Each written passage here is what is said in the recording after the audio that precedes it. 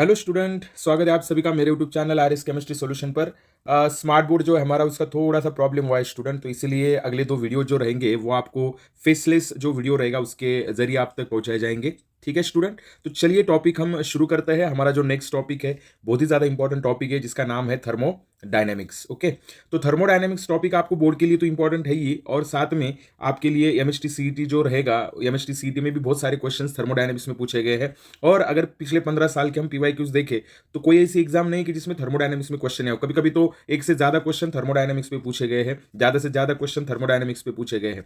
और थर्मोडायनेमिक्स पे जो क्वेश्चन आएंगे स्टूडेंट, वो थोड़ा सा स्टेटमेंट बेस या न्यूमेरिकल बेस क्वेश्चन होते हैं। ठीक है, तो चलिए समझते हैं थर्मोडायनेमिक्स को कि क्या है थर्मोडायनेमिक्स। सबसे पहले देख लेते हैं स्टूडेंट इंट्रोडक्शन कि थर्मोडायनेमिक्स क्या करता है। तो आप यहां पर देख पाओगे कि थर्मोडायनेमिक्स क्या करता है ना, ये फिजिकल केमिस्ट्री का ऐसा ब्रांच स्टूडेंट जो डील करता है, किसके साथ डील करता है, तो एनर्जी चेंजेस। किसके साथ डील कर रहा है?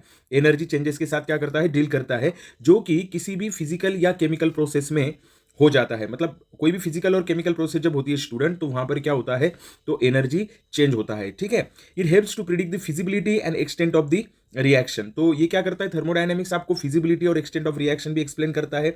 और इस थर्मोडायनेमिक्स टॉपिक में हमें एक हेल्प मिलती है स्टूडेंट, किसके लिए, तो ये जानने के लिए कि रिएक्शन में हीट क्यों इंपॉर्टेंट होती है, वर्क क्यों इंपॉर्टेंट होता है, और एनर्जी ट्रांसफॉर्मेशन एग्जैक्टली क्या होता है। तो बेसिकली थर्मोडायनेमिक जो है स्टूडेंट, तो ये एनर्जी चेंज से क्या करता है, रिलेट करता है। कोई भी प्रोसेस हो, फिजिकल प्रोसेस हो, अगर मैं बात करूं कोई भी फिजिकल या फिर कोई भी केमिकल प्रोसेस जो होती है, तो इसके मतलब ये जो चेंज होता है, इस चेंज के दौरान जो भी कुछ हीट एनर्जी वगैरह जो होगा, तो उसकी स्टडी की जाती है थर्मोडायनेमिक्स में। तो मैं ये भी कह सकता हूँ कि थर्मोडायनेमिक्स ना क्वांटिटेटिव एनालिसिस करता है स्टूडेंट। किसका एनालिसिस करता है? क्वांटिटेटिव एनालिसिस करता है, बराबर कि नहीं? ठीक है, चलिए आगे बढ़ते हैं। ओके, तो अभी देखिए थर्मोडायनेमिक्स की जब मैं बात करता हूं, तो थर्मोडायनेमिक्स में कंसेप्ट आता है स्टूडेंट यूनिवर्स का। किसका कंसेप्ट आता है? यूनिवर्स का।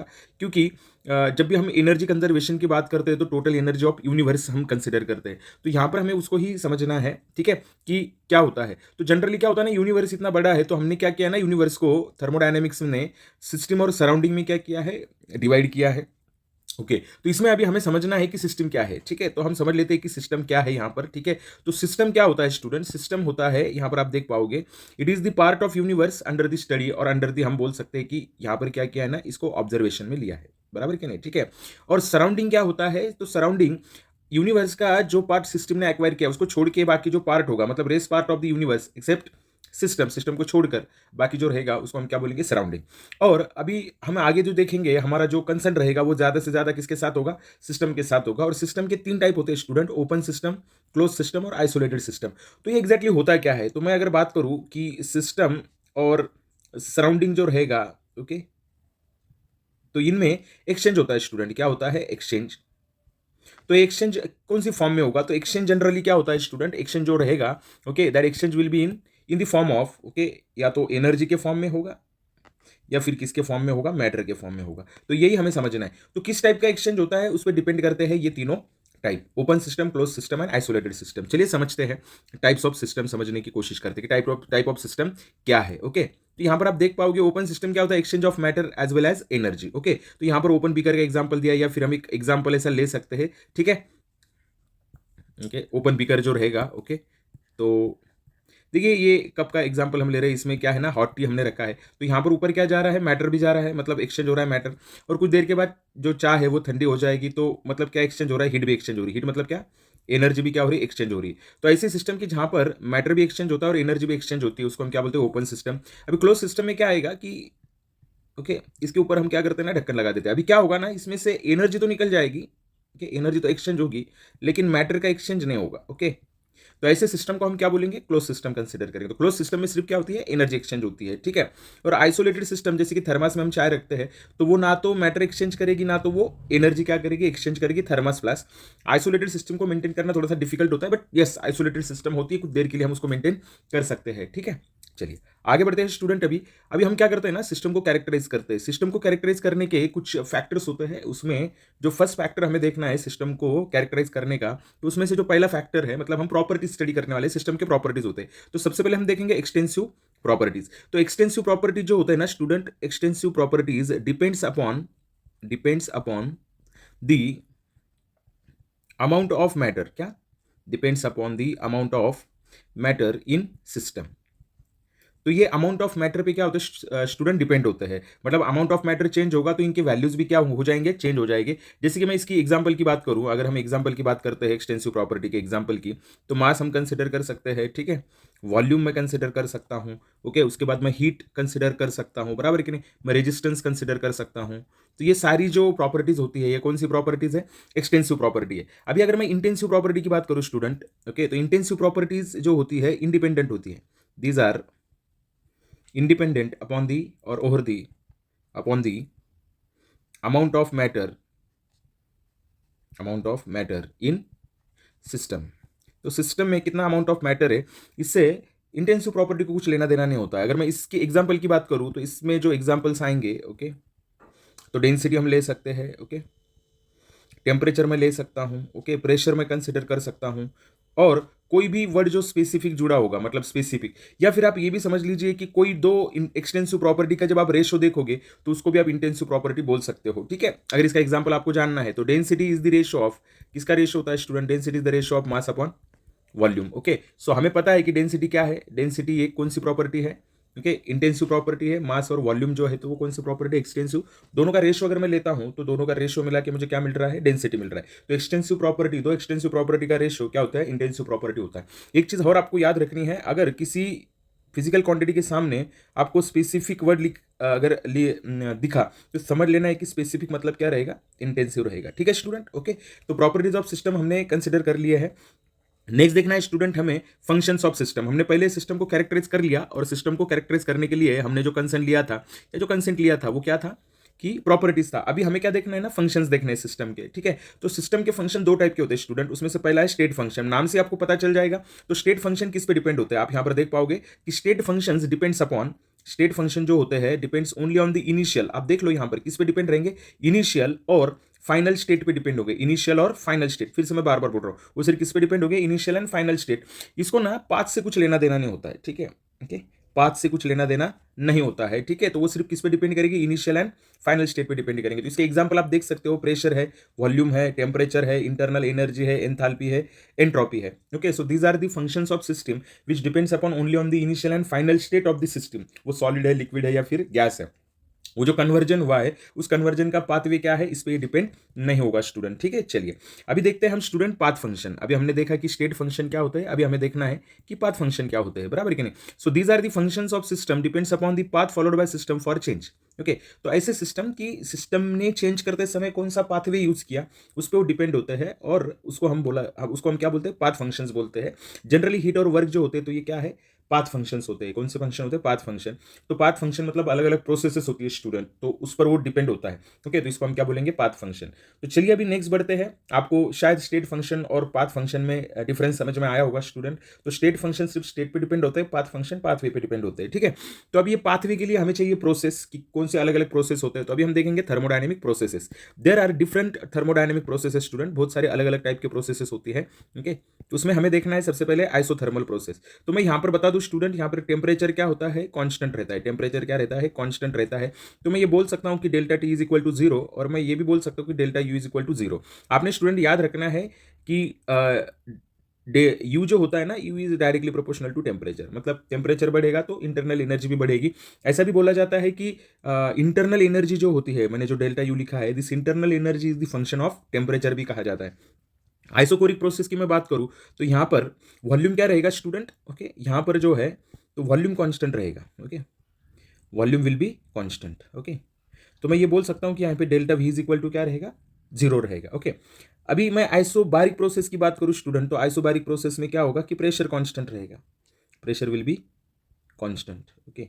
मतलब डेल्टा पी क्या रहेगा, जीरो रहेगा, ओके। और एडियाबैटिक प्रोसेस क्या होती है स्टूडेंट, एडियाबैटिक प्रोसेस की अगर मैं बात करूं, ठीक है, अगर मैं एडियाबैटिक प्रोसेस की बात करूं, there is no exchange of heat by system and surrounding, okay. मतलब सिस्टम और सराउंडिंग के बीच में कोई भी हीट एक्सचेंज नहीं होगा। तो ऐसी केस में आपको याद रखना है, ऐसी केस में यहाँ पे Q इज इक्वल टू क्या रहेगा 0, but delta U is not equal to 0। यहाँ पे delta U is equal to 0 है, but Q is not equal to क्या रहेगा 0 रहेगा। तो ये दोनों प्रोसेस ना बहुत ज़्यादा इंपॉर्टेंट है स्टूडेंट, आइसोथर्मल और एडियाबैटिक प्रोसेस, क्योंकि यहाँ पर इंटरनल एनर्जी चेंज होता है और यहाँ पर एडियाबैटिक प्रोसेस में क्या होता है कि इंटरनल यहाँ पर हीट एक्सचेंज नहीं होता है, लेकिन इंटरनल एनर्जी जो होती है वो क्या हो जाती है, चेंज हो जाती है। तो ये 4 प्रोसेस आपको याद रखना है स्टूडेंट। इसके अलावा okay respect to this 4 different processes हमें हर एक प्रोसेस स्टडी करनी है, दैट इज रिवर्सिबल प्रोसेस। कौन सी प्रोसेस स्टडी करनी है स्टूडेंट, रिवर्सिबल प्रोसेस। तो रिवर्सिबल प्रोसेस के क्या क्या फंक्शंस होते हैं आपने समझ लेना, क्या क्या कैरेक्टरिस्टिक होते हैं।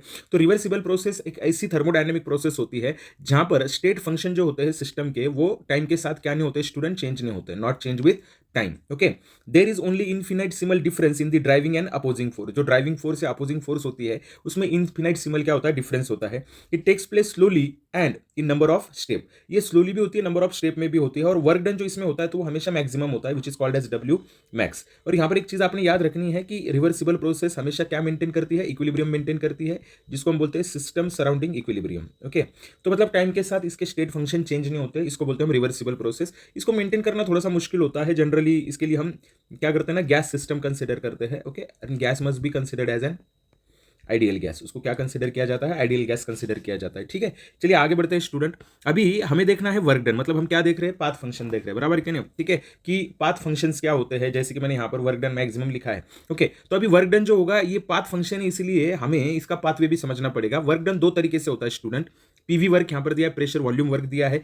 तो जनरली हम क्या करते हैं ना, देखिए ये वर्क डन जो रहेगा या तो एक्सपांशन होगा गैस का, क्या होगा एक्सपांशन, या फिर क्या होगा कंप्रेशन होगा। तो जनरली हम स्टडी करते समय एक्सपांशन कंसिडर करके स्टडी करते हैं। तो इरिवर्सिबल प्रोसेस में जो वर्क डन रहेगा, तो यहां पर आपको एक याद रखना है कि एक कीवर्ड होगा student, that is constant external pressure. क्या कीवर्ड रहेगा, कांस्टेंट एक्सटर्नल प्रेशर। ओके, तो ऐसा वर्ड दिखा तो आपने समझ लेना है कि प्रोसेस कैसी है, इरिवर्सिबल प्रोसेस है। और इस इरिवर्सिबल प्रोसेस में जो वर्क डन है वो आपको लिखना है। तो work done W is equal to क्या आएगा यहाँ पर, माइनस पी एक्स, और यहाँ पर आएगा डेल्टा वी। ओके, या फिर आप इसको ऐसे भी लिख सकते हो, W is equal to minus P X, और क्या लिख सकते हो V2 माइनस क्या लिख सकते हो V1। ओके, तो ये चीज आपको याद रखनी है। लेकिन अगर सपोज यही वर्क जो होता है, अगर ये वर्क सपोज रिवर्सिबल होगा, तो रिवर्सिबल वर्क में जो मतलब रिवर्सिबल प्रोसेस में जो वर्क होता है वो क्या होता है, W मैक्स होता है। तो वो वहां पर आप क्या लिखोगे, minus 2.303 NRT log base into क्या आएगा यहाँ पर V2 अपॉन V1। ओके, या फिर आप दूसरा फॉर्मूला भी यूज कर सकते हो, W max is equal to minus 2.303, यहाँ पर आएगा NRT, ओके, लॉग बेस 10 यहाँ पर आएगा P1 अपॉन P2। क्योंकि याद रखो रिवर्सिबल प्रोसेस यहाँ पर टेम्परेचर क्या रहने वाला है, कांस्टेंट रहने वाला है। ठीक है, आइसोथर्मल रिवर्सिबल बोलते हैं हम। तो अकॉर्डिंग टू बॉयल्स लॉ आपको ये पता होना चाहिए कि P1 V1 is equal to क्या होता है। ओके सॉरी, यहाँ पर क्या होता है, P1 V1 is equal to क्या होता है स्टूडेंट, P2 V2 होता है। ठीक है, तो ये जो बॉयल्स लॉ है ना, तो बॉयल्स लॉ से हम कंसिडर करते हैं। तो याद रखिए इरिवर्सिबल प्रोसेस होगी, रिवर्सिबल प्रोसेस होगी। ओके, अभी इसमें ना एक चीज़ आपको ये भी याद रखनी है स्टूडेंट कि एक फैक्टर होता है जिसको हम बोलते हैं फ्री एक्सपांशन। ओके, मैं थोड़ा सा साइड में इसको आपको एक्सप्लेन करने की कोशिश करता हूँ। कौन सा एक्सपांशन होता है, फ्री एक्सपांशन। ओके, एक वर्ड मैं यूज कर रहा हूँ यहाँ पर, फ्री एक्सपांशन। ओके, ये थर्ड पॉइंट आप कंसिडर कर सकते हो। तो फ्री एक्सपेंशन में जनरली क्या होता है, पीएक्स इज इक्वल टू क्या होता है, जीरो, तो वर्क डन भी क्या रहेगा, जीरो।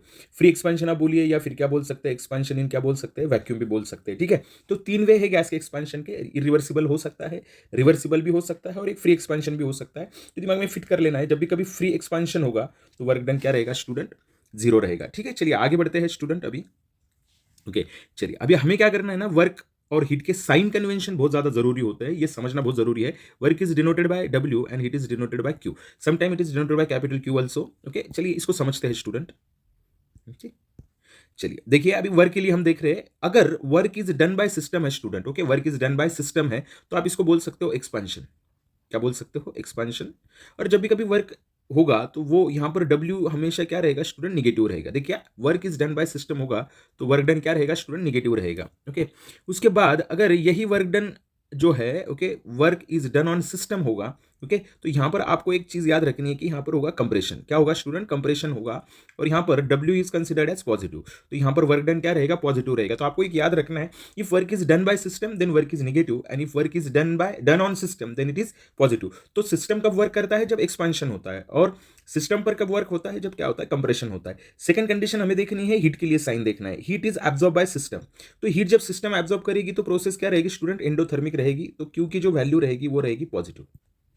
ओके, अगर मैं बात करता हूं कि heat is release by system, देखिए आप यहां पर हीट इज क्या है, रिलीज बाय सिस्टम है, तो याद रखिए Q is considered as negative, क्योंकि यहां पर प्रोसेस क्या रहेगी, एक्सोथर्मिक रहेगी, प्रोसेस विल बी एक्सोथर्मिक। अगर सिस्टम एब्जॉर्ब कर रही है तो एंडोथर्मिक, और ये क्या रहेगा, एक्सोथर्मिक। और ये आपने हाई स्कूल लेवल पे पढ़ा है स्टूडेंट की रिएक्शन जो होते हैं वो एंडोथर्मिक और एक्सोथर्मिक टाइप के होते हैं। तो ये साइन कन्वेंशन आपको याद रखने हैं स्टूडेंट, ठीक है। चलिए अभी आगे बढ़ते हैं स्टूडेंट, हम units for work and energy. Generally क्या होता है स्टूडेंट कि जब हम कैलकुलेशन करते हैं by the formula PV work, तो जनरली वॉल्यूम लीटर में होता है और जो प्रेशर होता है वो एटमॉस्फेयर या फिर बार में होगा, लेकिन ऐसा यूनिट जो है एनर्जी का वो क्या है, जूल है। ओके, तो जब आपको जूल में कन्वर्ट करना पड़ेगा, आप कैलकुलेशन जब करोगे तो लीटर एटमॉस्फेयर में आएगा, litre atmosphere has to be converted into joule.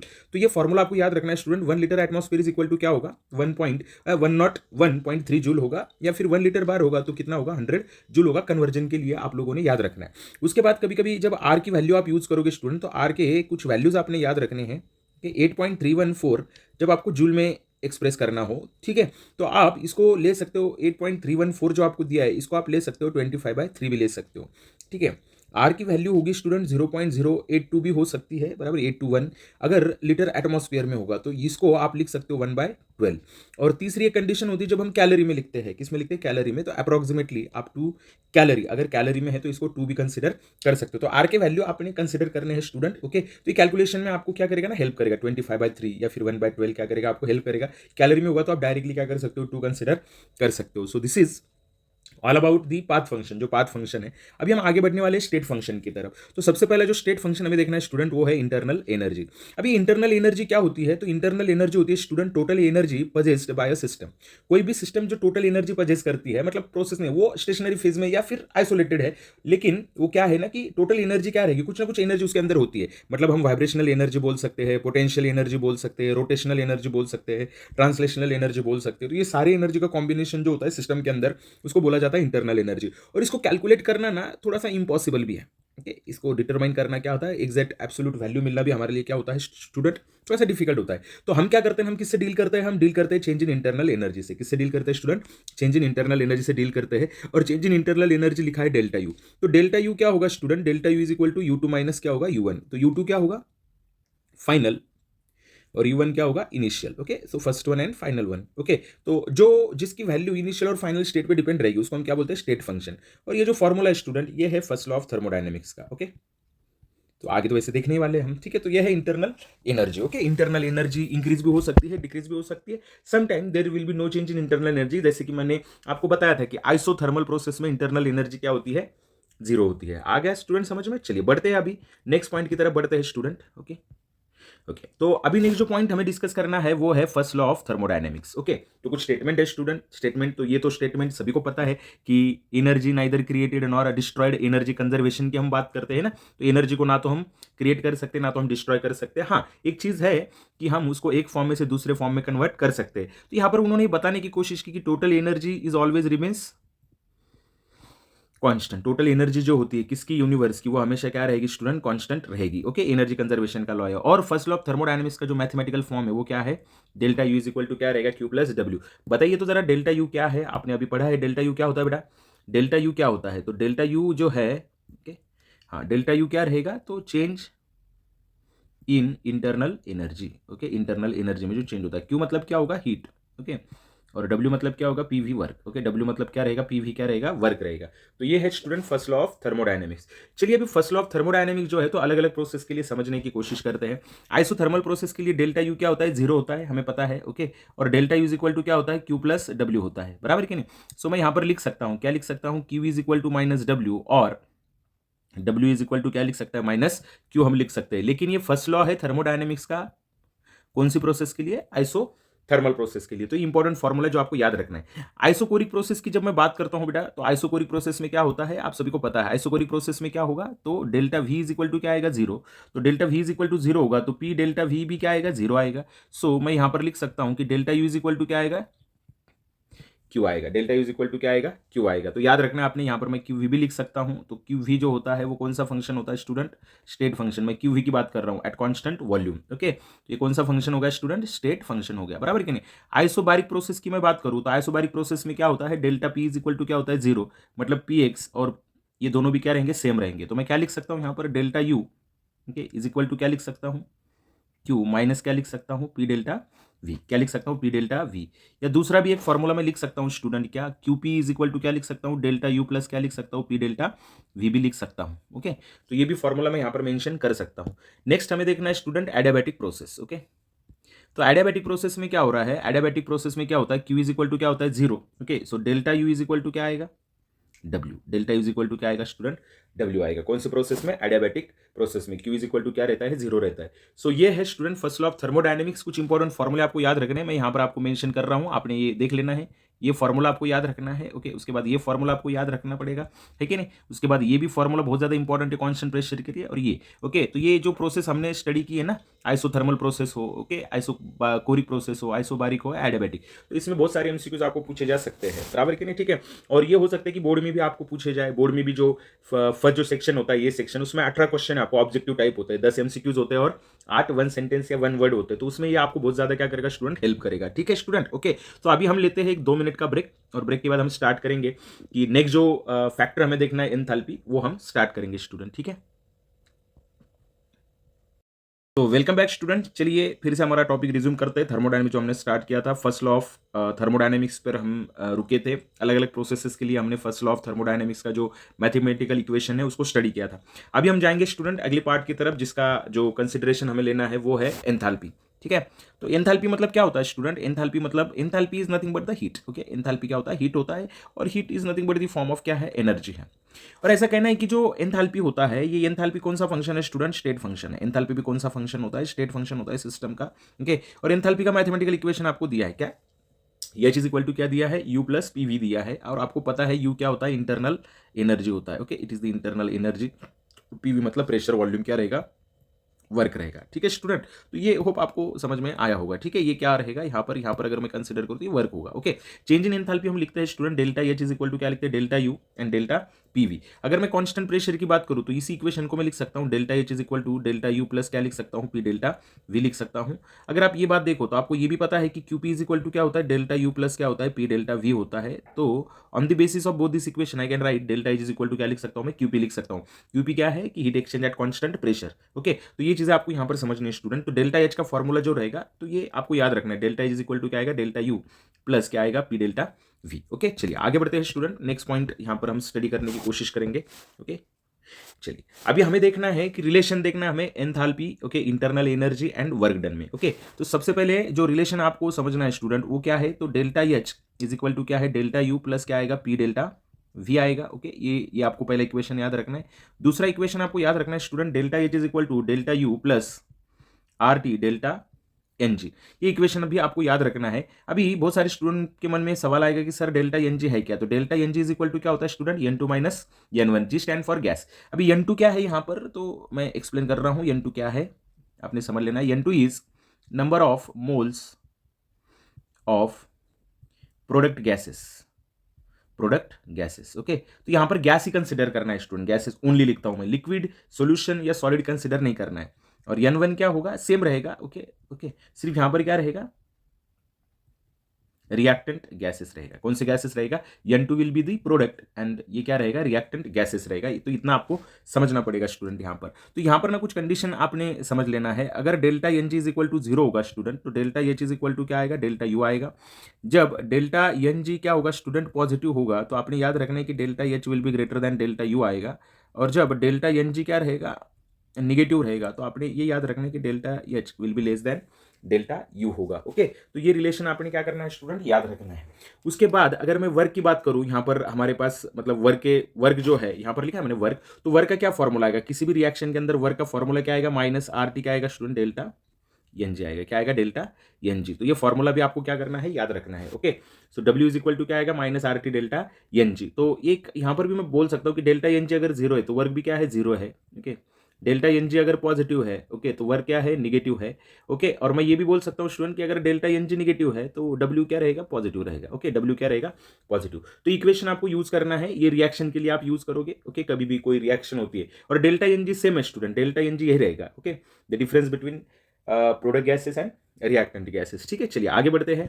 Okay, enthalpy change in reaction आपको दिया है, तो एंथैल्पी का क्या फायदा है आपके लिए। तो अगर एक्सोथर्मिक रिएक्शन है तो डेल्टा एच क्या दिया आपको, ओके, लेस देन क्या दिया है, जीरो दिया है। तो लेस देन जीरो है मतलब एग्जैक्टली है क्या, ओके, तो ये भी तो समझना पड़ेगा ना। तो यहाँ पर एक्सोथर्मिक रिएक्शन है तो डेल्टा एच क्या रहेगा, निगेटिव।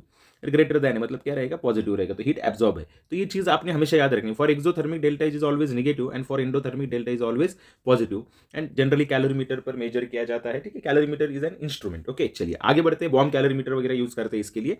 तो Okay, चलिए आगे बढ़ते हैं स्टूडेंट। ओके, तो अलग अलग प्रोसेसेस होते हैं, डिफरेंट प्रोसेसेस होते हैं जहां पर एंथैल्पी होती है। तो फिजिकल चेंज की अगर मैं बात करूं, ओके, फिजिकल चेंज की हम बात करें तो फिजिकल चेंज में क्या होगा, एंथैल्पी ऑफ फ्यूजन होगा, बराबर कि नहीं, एंथैल्पी ऑफ फ्यूजन रहेगा। ओके, तो एंथैल्पी ऑफ फ्यूजन में क्या होता है स्टूडेंट, सॉलिड टू क्या होता है, लिक्विड, बराबर कि नहीं, ठीक है, ये भी चेंज है। ओके, उसके बाद में अगर एंथैल्पी ऑफ क्या लिखूं मैं, वेपराइजेशन अगर लिखूं तो एंथैल्पी ऑफ वेपराइजेशन में क्या होता है, लिक्विड का कन्वर्जन किस में होता है, तो लिक्विड का कन्वर्जन गैस में होता है। ओके, और मैं एंथैल्पी ऑफ सब्लिमेशन की अगर बात करूं मैं, ओके, तो उसको मैं बोल सकता हूं कि सॉलिड का कन्वर्जन डायरेक्टली किस में होता है, गैस में होता है। ओके, और एक फॉर्मूला भी आप याद रखिए कि enthalpy of sublimation is the sum of enthalpy of क्या होगा, फ्यूजन, ओके, प्लस क्या रहेगा स्टूडेंट, एंथैल्पी ऑफ क्या रहेगा, एंथैल्पी ऑफ फ्यूजन प्लस क्या रहेगा, एंथैल्पी ऑफ वेपराइजेशन। तो ये फिजिकल चेंज के अलग अलग एग्जांपल की हम क्या कर रहे हैं स्टूडेंट, बात कर रहे हैं। ठीक है, चलिए आगे बढ़ते हैं। Enthalpy of different processes, chemical change होते हैं स्टूडेंट, तो बहुत सारे केमिकल चेंज है, एटोमाइजेशन है, बराबर कि नहीं, एटोमाइजेशन होगा। ओके, उसके बाद आयोनाइजेशन होगा। ओके, उसके बाद इलेक्ट्रॉन गेन एंथैल्पी होगी, बराबर कि नहीं, इलेक्ट्रॉन गेन एंथैल्पी। ओके, उसके बाद इस सॉल्यूशन की एंथैल्पी रहेगी, किसकी एंथैल्पी, सॉल्यूशन की। उसके बाद एंथैल्पी ऑफ न्यूट्रलाइजेशन की भी बात होती है कि नहीं, एंथैल्पी ऑफ क्या रहेगा, न्यूट्रलाइजेशन। उसके बाद हाइड्रेशन की भी एंथैल्पी होती है, एंथैल्पी ऑफ क्या रहेगा, हाइड्रेशन। ओके, तो ज़्यादातर आपने याद रखना है कि एंथैल्पी ऑफ एटमाइजेशन बहुत बार हम यूज़ करते हैं, पॉजिटिव होती है। Okay, atomization generally. Okay, ionization भी जनरली क्या होती है student, positive. Okay, electron gain enthalpy generally क्या रहती है, फर्स्ट जो है तो वो निगेटिव रहती है, बाकी सारे क्या होते हैं, पॉजिटिव होते हैं second onward. Okay, inert gases के अलग रहते हैं। एंथैल्पी ऑफ सॉल्यूशन न्यूट्रलाइजेशन की एक बात याद रखो, स्ट्रॉन्ग एसिड और स्ट्रॉन्ग बेस की अगर मैं बात करूं तो वो होती है -57.1 किलो जूल पर मोल। ओके, तो ये बार बार आपको पूछा जाता है तो आपने याद रखना है एटमाइजेशन वगैरह क्या होता है। ठीक है, चलिए उसके बाद जो इंपॉर्टेंट चीज हम देखने वाले हैं, एंथैल्पी ऑफ फॉर्मेशन। तो एंथैल्पी ऑफ फॉर्मेशन क्या होता है स्टूडेंट, अगर okay enthalpy change takes place, देखिए डेफिनेशन याद रखिए, enthalpy change takes place during the formation of during the formation of one mole molecule from its constituent elements, okay, constituent elements, तो उसको बोला जाता है स्टूडेंट एंथैल्पी ऑफ फॉर्मेशन। ऐसे लिखते हैं इसको, enthalpy of formation, constituent element से ही फॉर्म होनी चाहिए, बराबर कि नहीं। ठीक है, तो जनरली एंथैल्पी ऑफ फॉर्मेशन अगर निगेटिव होती है तो मॉलिक्यूल स्टेबल होता है स्टूडेंट, मॉलिक्यूल क्या होता है, जनरली स्टेबल होता है। एंथैल्पी ऑफ फॉर्मेशन अगर पॉजिटिव हो तो मॉलिक्यूल जनरली क्या होता है, अनस्टेबल होता है, मॉलिक्यूल इज लेस स्टेबल, ये क्या रहेगा, लेस स्टेबल रहेगा। उसके बाद enthalpy of formation is zero, okay, for all elementary species, सारे जो एलिमेंट्री स्पीसीज होते हैं उनके लिए एंथैल्पी ऑफ फॉर्मेशन हमेशा जीरो रहेगी। एलिमेंट्री स्पीसीज मतलब आयरन सॉलिड है, ओके, Cl2 गैस है, तो एलिमेंट्री फॉर्म में जो रहेंगे सारे के सारे उनके एंथैल्पी ऑफ फॉर्मेशन आर्बिटरली कितना लेना है स्टूडेंट, जीरो लेना है। तो एंथैल्पी ऑफ फॉर्मेशन का क्या फायदा होता है हमारे लिए, so enthalpy of formation is used to calculate the enthalpy of reaction. उसका फॉर्मूला क्या है, summation of enthalpies of formation of product minus summation of enthalpies of formation of क्या आएगा स्टूडेंट, रिएक्टेंट आएगा। तो ये फॉर्मूला आपको क्या करना पड़ता है, यूज करना पड़ता है। ठीक है, ये फॉर्मूला हम यूज करेंगे, ओके, जब हम एमसीक्यू सॉल्व करेंगे उसके लिए।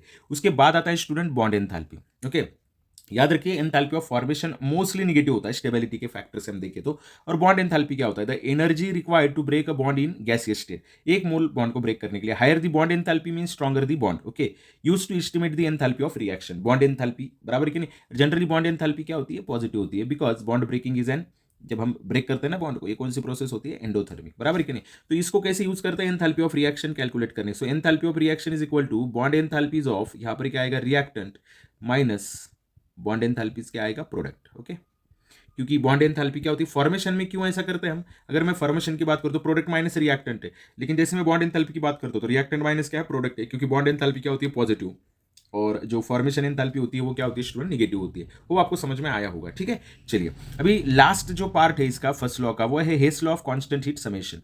बहुत इंपॉर्टेंट लॉ है स्टूडेंट, ये आपको बहुत ज्यादा हेल्प करता है। Total enthalpy change is independent of path. Total enthalpy change को कुछ लेना देना नहीं है, वो सिंगल स्टेप में हुए, नंबर ऑफ स्टेप में, उसको पाथ से कुछ लेना देना नहीं है। ओके, अगर एक ही प्रोसेस अलग अलग प्रोसेस से हो रही है फिर भी उसकी एंथैल्पी हमेशा क्या रहेगी? कांस्टेंट रहेगी। Delta H depends only upon the initial and final state. वही बोला मैं, क्योंकि डेल्टा एच कौन सा फंक्शन है student? It's a state function. Okay, use to calculate the delta H of reactions indirectly. कुछ रिएक्शंस ऐसे होते हैं जिनको हम, अगर हमारे पास कुछ डेटा अवेलेबल है तो हिस लॉ का यूज करके इनडायरेक्टली हम उसकी एंथैल्पी प्रिडिक्ट कर सकते हैं, उसकी एंथैल्पी हम कैलकुलेट कर सकते हैं, ठीक है। चलिए, इसका एक एग्जांपल मैं आपको बताता हूं। सपोज ये is converted into C. Okay, ये पहली स्टेप है। ओके, इसको मैं बोलता हूं डेल्टा एच वन। पर लेकिन दूसरी स्टेप में क्या होना, ये is converted into B and B is converted into किस में आ गया स्टूडेंट? सी में आ गया, बराबर कि नहीं? इसको मैं नाम देता हूं डेल्टा एच टू और यहां पर नाम देता हूं डेल्टा एच थ्री। तो हेस लॉ का क्या कहना है कि फाइनली ये का कन्वर्जन सी में ही हुआ है, बराबर कि नहीं? सो हेस लॉ का कहना है कि delta H will be, okay, delta H one will be delta H two plus delta क्या आएगा? एच थ्री आएगा। होप आपको समझ में आया होगा स्टूडेंट, ठीक है। So this is all about his law of constant heat summation. इसको हम एमसीक्यू जब सॉल्व करेंगे तब इसको और डिटेल में समझने की कोशिश करेंगे स्टूडेंट, ठीक है। चलिए आगे बढ़ते हैं। अभी हमें देखना है second law of thermodynamics. So what is the statement of second law of thermodynamics? Second law of thermodynamics ना स्पॉन्टेनिटी के बारे में बहुत ज्यादा डिस्कशन करता है स्टूडेंट। तो सेकंड लॉ ऑफ थर्मोडायनेमिक्स का ये कहना है कि स्पॉन्टेनियस फ्लो जो होता है ना एनर्जी का, तो ये एनर्जी का जो फ्लो है, ध्यान दीजिए आप, ये ऑलवेज क्या रहेगा? यूनिडायरेक्शनल होगा बेटा। क्या होगा? यूनी डायरेक्शनल रहेगा। Okay, from high temperature to low temperature, from high temperature to low temperature. Okay, समझ में आ रहा है आपको? तो स्पॉन्टेनियस रहेगा, ओके, जो फ्लो रहेगा एनर्जी का, लेकिन वो यूनिडायरेक्शनल होगा और हायर टेम्परेचर से निकलेगा और किसकी तरफ भागेगा? लोअर टेम्परेचर की तरफ।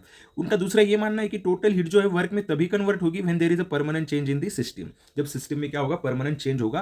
और कोई ऐसी मशीन अभी तक बनी नहीं जिसके पास क्या हो? 100% क्या हो? इफिशियंसी हो। तो ये second law of thermodynamics. Okay, चलिए, सेकंड लॉ ऑफ थर्मोडायनामिक्स ज्यादातर बात करता है स्पॉन्टेनियस प्रोसेस के बारे में, जो कि जनरली क्या होती है? इरिवर्सिबल होती है, ठीक है। तो क्या है spontaneous process? Occurs without external intervention. Okay, तो स्पॉन्टेनियस प्रोसेस को ना एक्सटर्नल इंटरवेंस की जरूरत नहीं पड़ती है। ओके, विदाउट एक्सटर्नल इंटरवेंशन या एक्सटर्नल फोर्स बोलिए, एक्सटर्नल एड बोलिए, कि वो उसको लेना देना नहीं है उससे, ठीक है। मे बी फास्ट और slow and spontaneity depends upon some factor है, entropy and enthalpy. Fast slow कुछ भी हो सकती है, ठीक है, लेकिन इरिवर्सिबल होती है, इतना याद रखना है आपको। चलिए, फैक्टर्स दिए आपको, factors for spontaneity that is enthalpy मतलब डेल्टा एच, फिर दिया आपको entropy that is delta S, और Gibbs free energy that is delta G. Delta H में दो होते हैं स्टूडेंट, एंडो एंड एक्सो, है कि नहीं? तो ये क्या रहेगा? या तो पॉजिटिव होगा या फिर क्या रहेगा? निगेटिव। और एंट्रोपी क्या होता है, गिब्स क्या होता है, ये हमें समझना है। लेकिन याद रखिए सारे के सारे कौन से फंक्शंस हैं? ये सारे के सारे होते हैं स्टूडेंट स्टेट फंक्शंस। कौन से फंक्शन होते हैं? State function.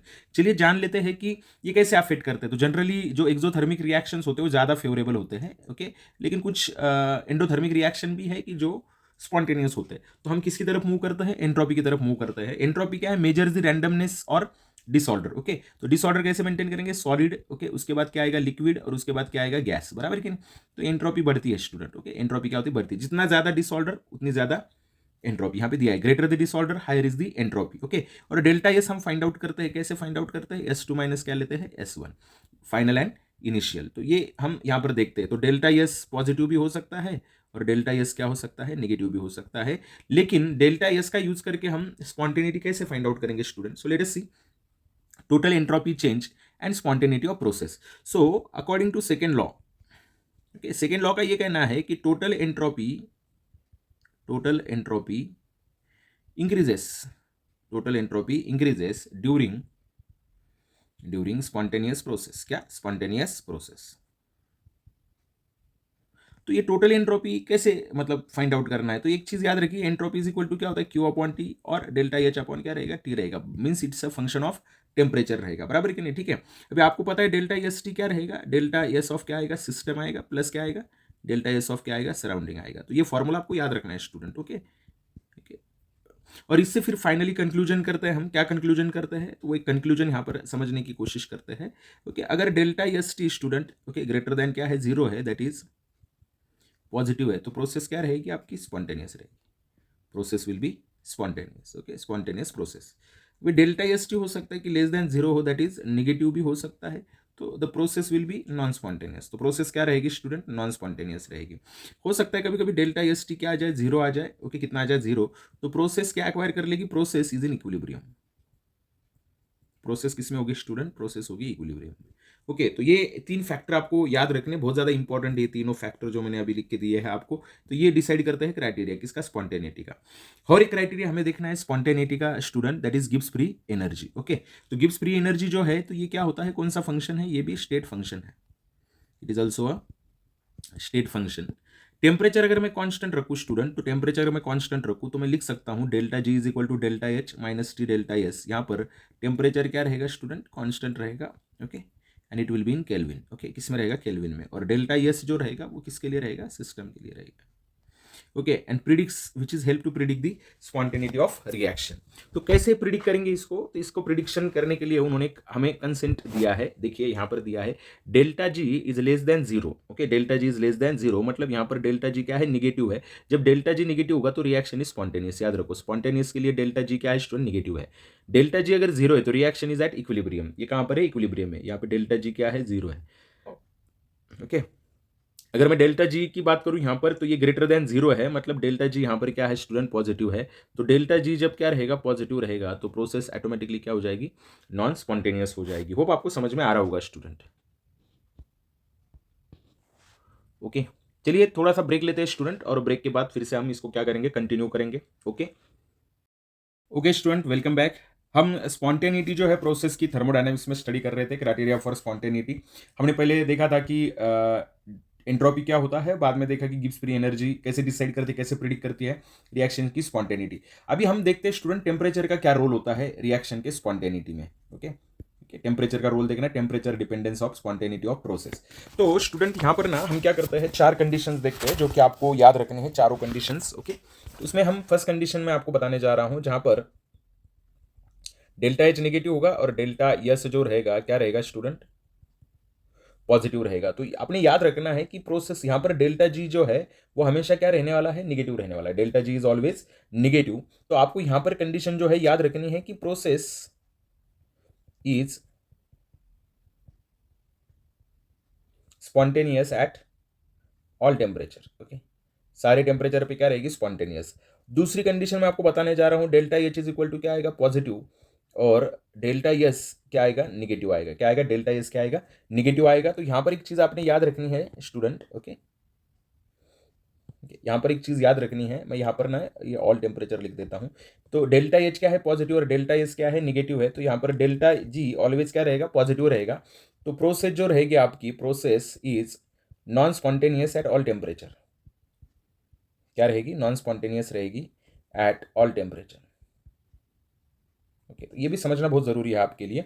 चलिए आगे बढ़ते हैं स्टूडेंट, कुछ पॉइंट देखते हैं आगे। हाँ, अभी तीसरी कंडीशन क्या हो सकती है कि डेल्टा एच निगेटिव होगा और डेल्टा एस भी क्या होगा, निगेटिव होगा, ओके।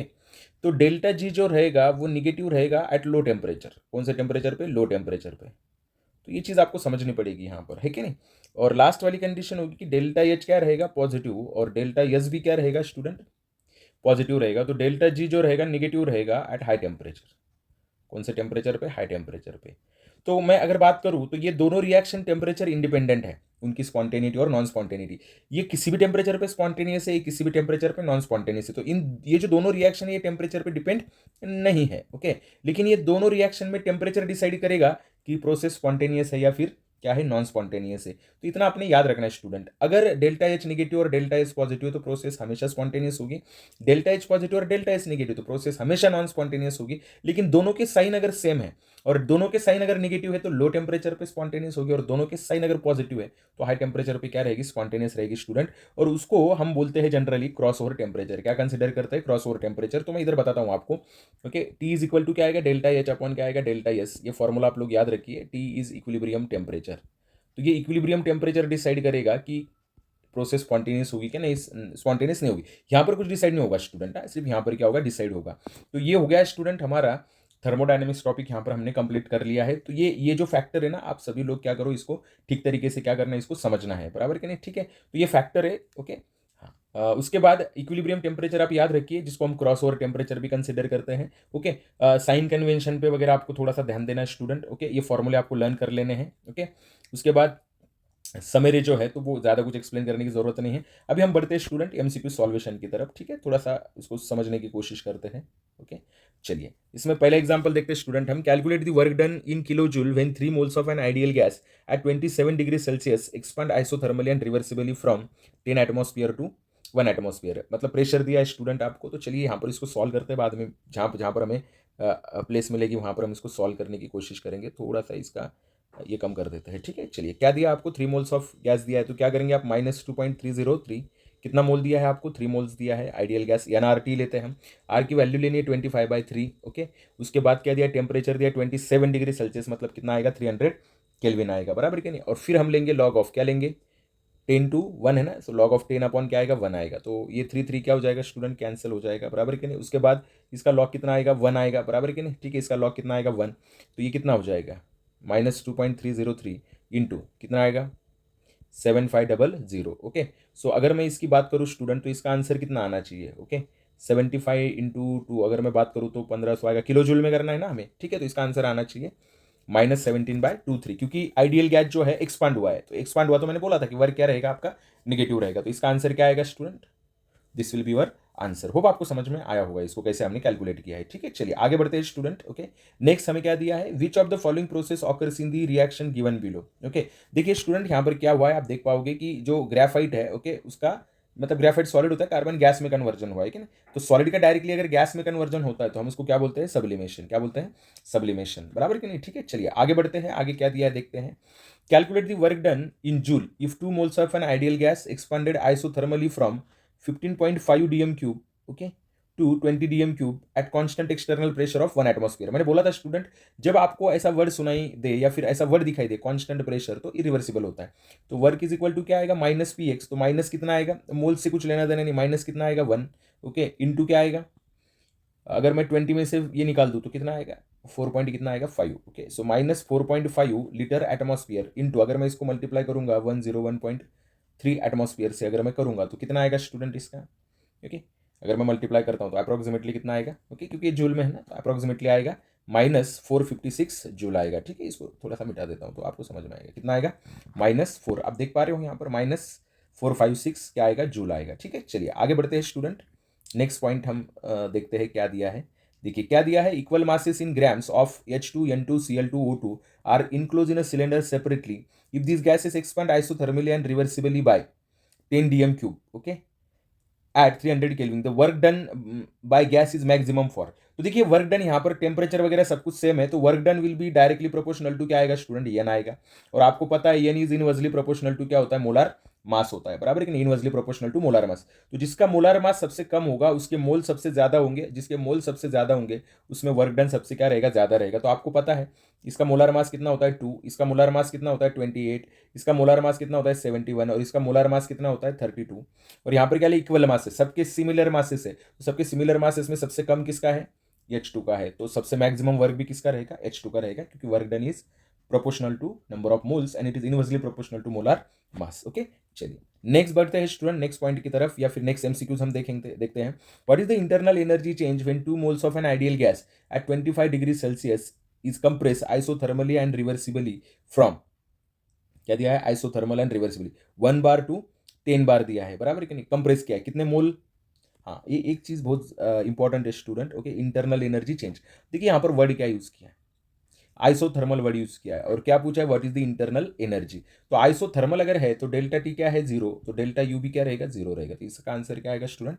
तो यहाँ पर ना कैलकुलेशन कंफ्यूज करने के लिए आपको ये वैल्यूज दी है, लेकिन आपने कीवर्ड पे ध्यान देना है, कीवर्ड क्या है, आइसोथर्मल। ठीक है स्टूडेंट, चलिए आगे बढ़ते हैं। चलिए calculate the delta if 2 kilo joule is release and 10 kilo joule work is done on the system. System पे वर्क डन हुआ है तो पॉजिटिव +10 आएगा, ओके, एंड सिस्टम ने हीट रिलीज की है, मतलब क्या आएगा, निगेटिव क्या आएगा 2 आएगा। तो बताइए डेल्टा यू क्या आएगा, 10 - 2 कितना आएगा 8, कितना आएगा इसका आंसर 8। तो इसका आंसर क्या होगा स्टूडेंट, 8 किलो जूल होगा। ठीक है, चलिए आगे बढ़ते हैं। What is the constant external pressure of an ideal gas when expanded from 2 × 10⁻² metre cube and 3 × 10⁻² 2 metre cube if work done by the gas is, okay, -5.09 kilo joule. Okay, तो आपको क्या फाइंड आउट करना है student? Pressure find out करना है। Kilo joule आपको दिया है, बराबर है कि नहीं? ठीक है, तो यहाँ पर क्या करेंगे आप? वॉल्यूम चेंज देखेंगे कि कितना है। तो वॉल्यूम चेंज कितना हुआ है? ओके, 20 से कितना हुआ है? 30, क्योंकि ये जो दिया है ना आपको मीटर क्यूब, तो इसको लिख सकते हैं आप 20 लीटर और इसको लिख सकते हो 30 लीटर।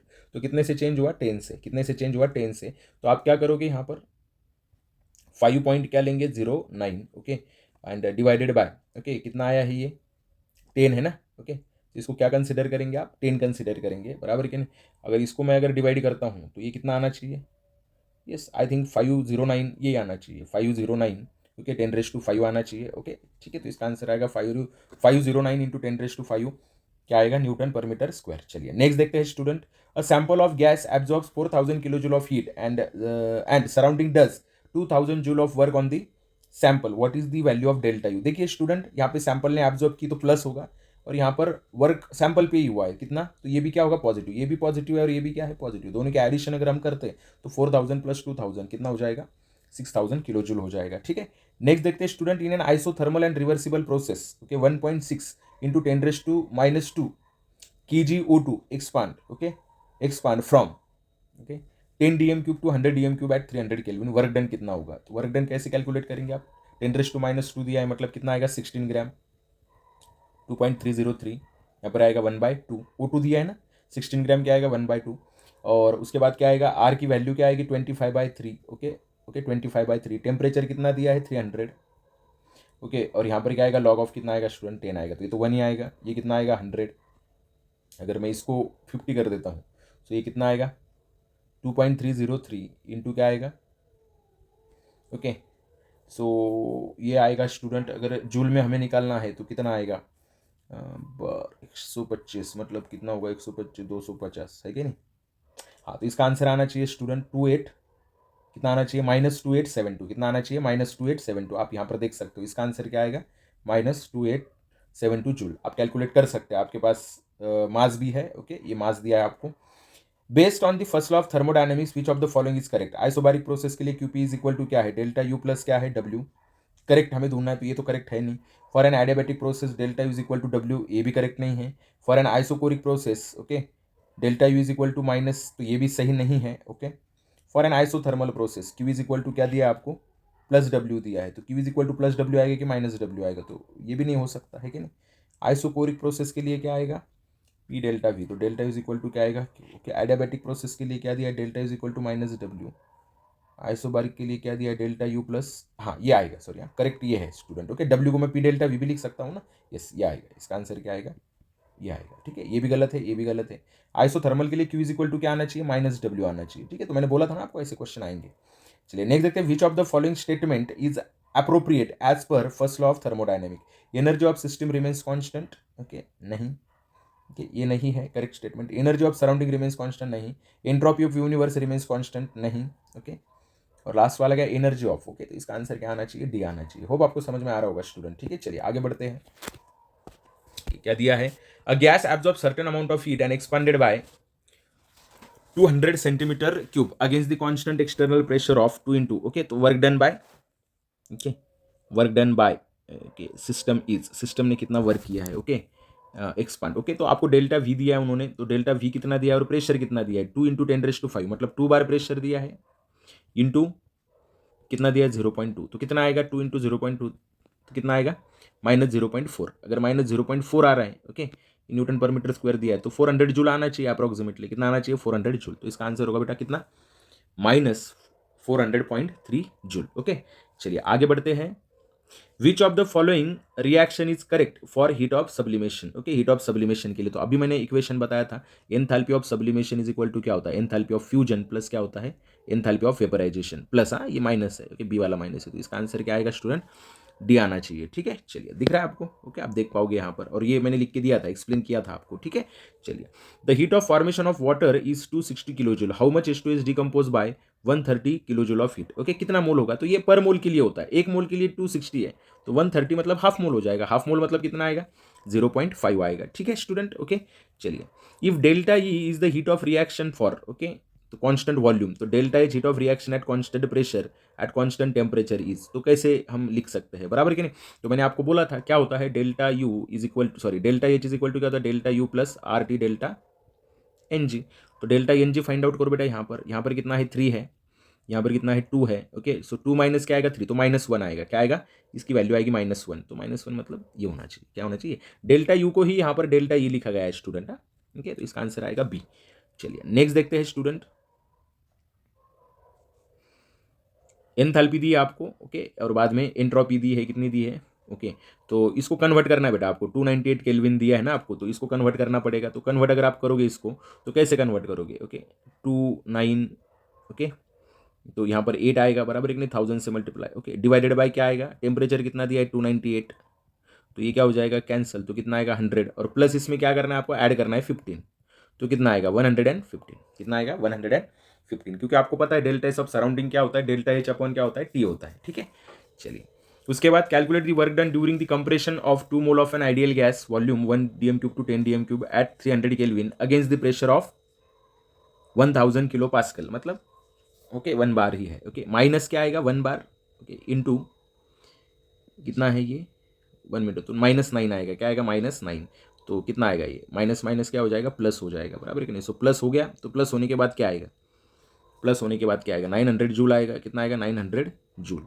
तो 900 अगर जूल है तो इसको कितना लिख सकते हो आप, वॉल्यूम ऑफ कितना दिया आपको, work done during the compression of 2 moles, okay, against the pressure of कितना दिया है 100 किलो पास्कल दिया है ना, तो इसका आंसर 900 जूल ही आना चाहिए, 9 दिया है और प्रेशर तो हम क्या लेंगे 100 किलो पास्कल, तो 1 बार ही प्रेशर लेंगे, तो इसका 900 जूल आना चाहिए, ओके। ऑप्शन में थोड़ा सा इसको चेक करना पड़ेगा, ओके। 10⁻² किलो पास्कल को हम ऐसे भी लिख सकते हैं ना, 10⁻² इंटू 10⁻³ पास्कल, तो 10⁻5 पास्कल मतलब 1 बार होगा, ओके। 1 मीटर क्यूब टू, अरे यार yes yes yes yes yes, यहाँ पे गलत हो गया स्टूडेंट, 1 मीटर क्यूब है मतलब कितना है ये, 1 मीटर क्यूब मतलब क्या है 1000 लीटर, माइनस कितना आएगा 10, तो 1000 लीटर माइनस 10 मतलब कितना आएगा 900, कितना आएगा 90, यस 900 कितना आएगा 90 आएगा, वो वहाँ पे गलत हो गया, ओके। तो कितना आएगा 990 आएगा, और इसको अगर मैं किससे मल्टीप्लाई करता हूँ 100 से, तो कितना आएगा 99,000 आएगा, तो 99,000 मतलब कितना किलो जूल होगा, प्लस 99 किलो जूल, यस इसका आंसर क्या है प्लस 99 किलो जूल। ये हमने पढ़ा नहीं, यहाँ पे मीटर क्यूब है ना, तो 1 metre cube is equal to क्या होता है 1000 लीटर होता है, और 10 dm³ मतलब कितना होता है 10 लीटर होता है। आया स्टूडेंट समझ में, ठीक है। चलिए आगे बढ़ते हैं, calculate the enthalpy change of the reaction. तो यहाँ पे देखो carbon carbon double bond break किया है, यहाँ पे कार्बन कार्बन डबल बॉन्ड है, हाइड्रोजन के कितने, कार्बन हाइड्रोजन के 4 बॉन्ड है, तो वो भी याद रखिए आप, ओके। और हाइड्रोजन हाइड्रोजन का 1 बॉन्ड है, और पूछा है कि टोटल जो एंथैल्पी चेंज होगा वो आपको क्या करना है कैलकुलेट करना है। तो आप क्या करेंगे, रिएक्टेंट के बॉन्ड्स देखिए, प्रोडक्ट के बॉन्ड देखिए, तो कितने हैं, ओके। जैसे कि रिएक्टेंट में कितने CH बॉन्ड है, 4 CH बॉन्ड है, ओके। और प्रोडक्ट में कितने हैं 6, ओके। तो 4 और 6 में से कितने बचेंगे, 2 ही बचेंगे, बराबर कि नहीं। यहाँ पे कार्बन कार्बन डबल बॉन्ड बचा है एक, ओके। और उसके बाद क्या है हाइड्रोजन हाइड्रोजन, तो वो आपको ऐड करने हैं और उसमें से सब्सट्रैक्ट करना है ये बॉन्ड, ओके। तो आपको आंसर मिल जाएगा, ये आपने कैलकुलेट करना है स्टूडेंट, ठीक है। चलिए तो बाकी भी बहुत सारे एग्जांपल है स्टूडेंट, तो ऐसे ही PYQs आप सॉल्व कीजिए, एंड होप कि आपको ये टॉपिक समझ में आया होगा, ओके। तो मिलते हैं स्टूडेंट नेक्स्ट वीडियो में, जो वीडियो भी फेसलेस वीडियो होगा, जहां पर मैं एक्सप्लेन करूंगा टॉपिक सॉलिड स्टेट, ओके। तब तक के लिए जुड़े रहिए मेरे चैनल के साथ। अगर मेरे चैनल को आपने सब्सक्राइब नहीं किया तो प्लीज इसको सब्सक्राइब कीजिए, इस वीडियो को लाइक और शेयर करना नहीं भूलना है, ठीक है स्टूडेंट। मिलते हैं नेक्स्ट वीडियो में, बाय बाय।